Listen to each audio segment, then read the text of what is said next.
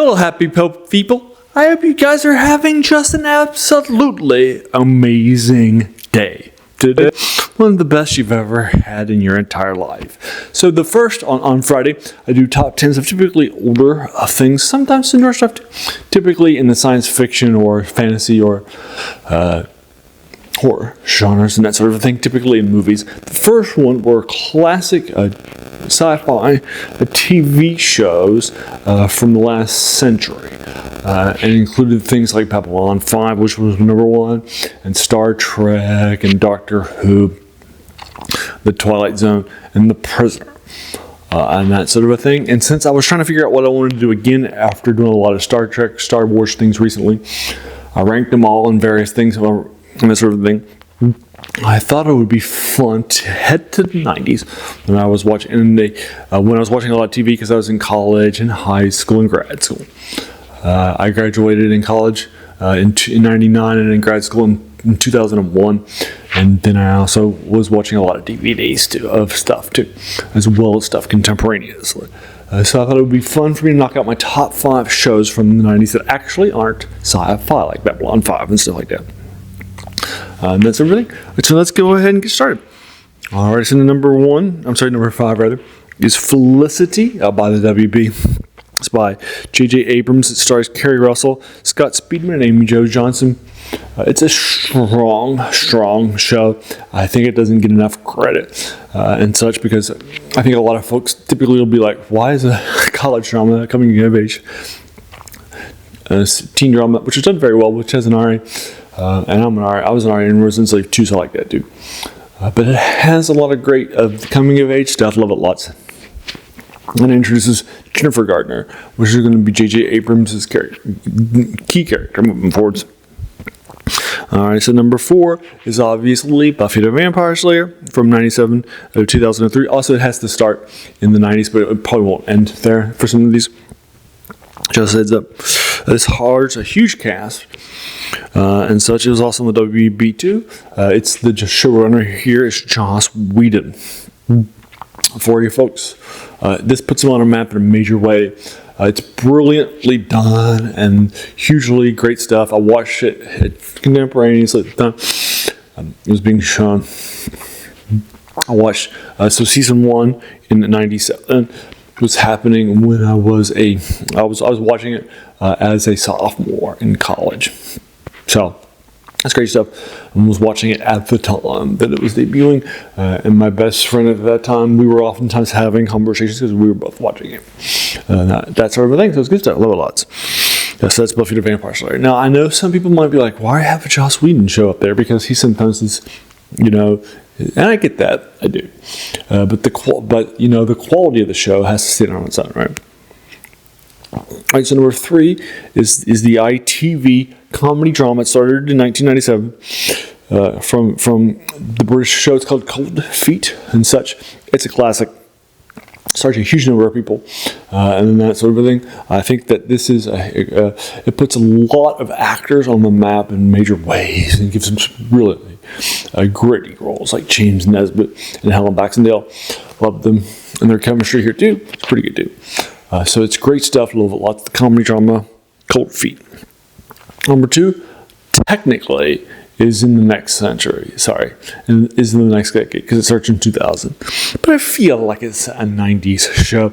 And also, if it starts in 2000, well, you start counting with 1, not 0, right?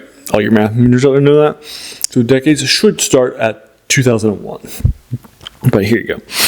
Alright, so technically this is from 2000 to 2004. It's from the BBC. It's by Stephen Moffat. It's coupling. It's my favorite sitcom of all time. Love it lots. You can watch it on Amazon. This much stuff for free. It's just so strong, so well done. It just does a lot of stuff with. It's such a smart, such an interesting British take. I know a lot of people just say it's a British take on Friends, and sure, it's got 6 people in it that have different sort of 3 women and 3 men, right? And that sort of thing. But one of the things I like about it is that it's pretty soon. It'll start in the first season. It'll start to dissolve and attack the genre it's trying to be a part of in various ways. And I like that. It's good stuff, little odds. And that is coupling. Now, number one, as you guys might already know, I am a political science major. I watched this at the time as it was being broadcast by NBC. I also majored in as a master's degree in public administration. I actually really taught some political science courses as an adjunct lecturer at Eastern Michigan University. So my number one show, which is also a number one favorite show of all time, not just in the 90s, it is in sci-fi, is The West Wing from NBC. So it's showrunner there is Aaron Sorkin. He also writes tons of the scripts. He actually will become popular on this show for the walk and talk. Great stuff, love it lots. It's a huge ass. It's so strong, so well done. Won so many awards, well, absolutely deserved it. And that's a different thing. It's Aaron Sorkin's The West Wing that started in '99. All right, so here we go. Here are my top 5. Once again, number 5 is Felicity on the WB. Number 4 is Buffy the Vampire Slayer on WB2. Cold Feet from ITV is number 3. Coupling is number 2 by the BBC. And then number 1 is The West Wing from NBC. So those are my top 5 for you folks. But what are yours? Have you seen a lot of shows? Were you constantly, watching shows from the 90s like I was? Do you have a lot of strong shows that you watch too? Any non-sci-fi ones out there that would hit your list too? And if so, let me know your thoughts. As a reminder, I'm not trained in film criticism, right? So your opinion will be just as valid as mine is, right? I don't make films for a living and then do this on the side or anything, because I don't get paid for this either. So this is totally amateur, right? I wouldn't consider it even if I did. So your opinions are going to be just as valid as mine. So let me know what your top 5 non-sci-fi shows from the 90s are. And that sort of thing. And do you want me to do this? I can do this for the 80s. I can do this for 2000s and that sort of thing. Or just do other things. There's a lot of sci-fi ones from the 90s I could do too. If you want me to hit that up too. I think there's a lot of things that just aren't appreciated as much, like Felicity, that we could give shots out to do. For you folks, there you are. Let me know what your thoughts are in the comments below. As a reminder, like I mentioned earlier, here I do a lot of top 10s typically in movies or TV shows and that sort of thing. I've taken a few weeks off here and there to do top 10 board games. I did my top 10 musical artists and albums, and then I did recently my top 10 comic artists and authors and miniseries and titles. Check this out too. And then tomorrow I do something called Serial Saturday that I dedicate to the forgotten serials telling stories, genres of movies and TVs and that sort of thing. I've started Tarzan, so we'll be doing my review for Tarzan tomorrow from 37. I've also recently done Radar Patrol versus Spy King. I did a couple of Tarzan ones too. So check this out too. I've also done the first 2 seasons of Doctor Who from the 60s, starring William Hartnell. So check that out too. And then also, if you like that stuff, I also do some older video game reviews. Typically, I do sometimes more recent ones. On Wednesdays, I'm currently doing the Baldur's Gate series. I just published Baldur's Gate 2 a couple of days ago from 2000. And then I also on Monday, I do reviews of older things that are a few decades into them that are either in war games like Battletech or war RPGs like Dungeons & Dragons and that sort of thing. Right now, I just reviewed B7 Rahasia by Tracy Hickman and Laura Hickman, that put them on the map in a major way, heavily influenced his popular Ravenloft module, considered by many to be one of the best-selling ones of all time. And then also, he's an author now today. It's Beloved. So if you like that stuff, check it out too. Alrighty, and so there you are, right?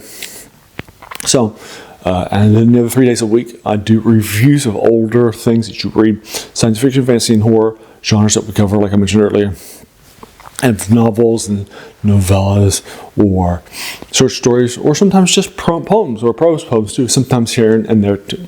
Alrighty, so check them out if you like those older things. And if those 7 reviews a week of older things sound like your cup of tea, great. Welcome to the channel. Have a seat. I think you'll enjoy your time here quite a whole bunch. Take your shoes off, dude. And then do all the YouTube stuff, like hit the subscribe button, the like button, the bell icon to be notified when I send videos, watch and share. But typically, watch and share are the key ways to grow the channel, right?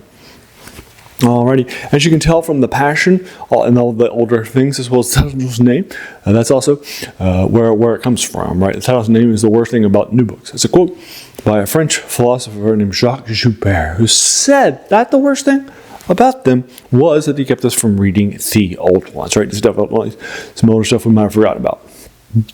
And our passion for the new, in this case, TV show or movie, but also video games or movie novels, right, and such. All the new stuff, right?